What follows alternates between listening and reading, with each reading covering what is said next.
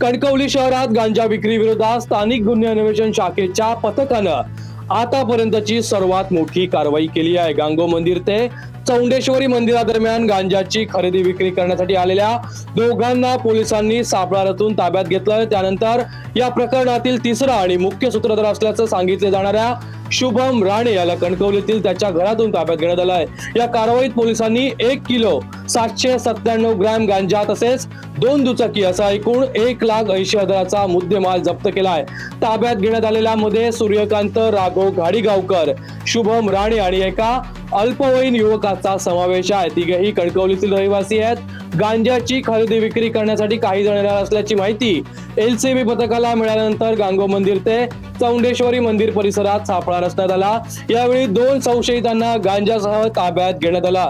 त्यांच्याकडून मिळालेल्या माहितीच्या आधारे पोलिसांनी पुढील कारवाई करत शुभम राणे याला त्याच्या घरातून ताब्यात घेतला। या कारवाईमुळे कणकवली शहरातील गांजा विक्री विरोधात पोलिसांनी मोठी कारवाई केली असून या प्रकरणामागे आणखी कोणाचा सहभाग आहे का याचा तपास सुरू आहे।